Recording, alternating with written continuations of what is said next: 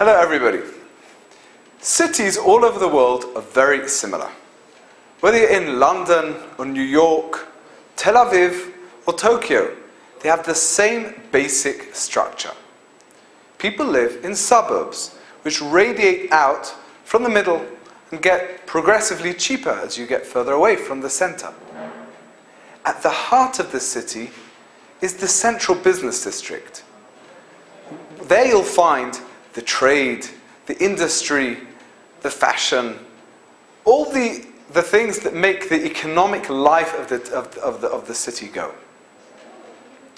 There was one city in history which was different. I call it the city in the sands.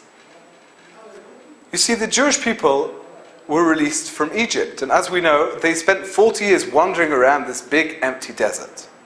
Now, how many people were there in the desert? According to the calculations based on the verses, there was something around 2 million people.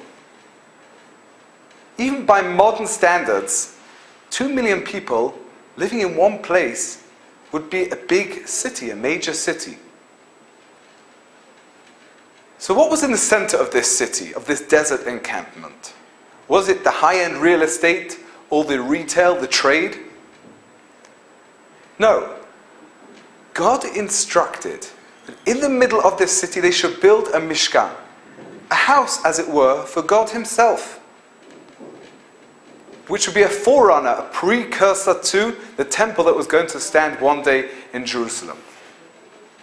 Why did God say they should do this? To take the prime real estate and to zone it, not for the economy or trade, rather to build a mishkan, a house of God. Why?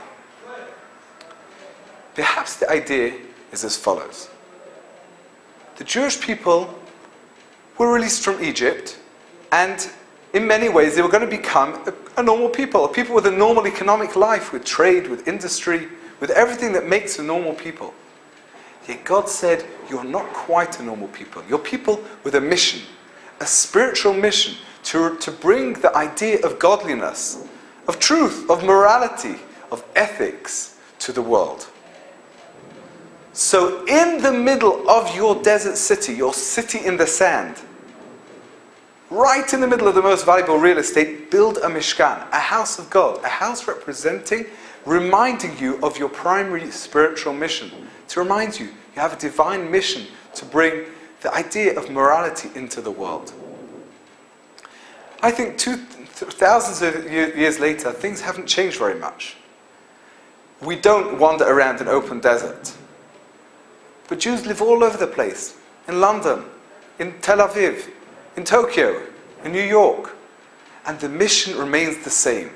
Whether we're a doctor, a lawyer, a nurse, or anything else, to build a mishkan in the center of our lives, to focus, to make a focus in our lives of spiritual things, not to get caught up in the rush of things, rather to remember that at the core of our mission, we have to remember God himself. I wish you all a Shabbat Shalom.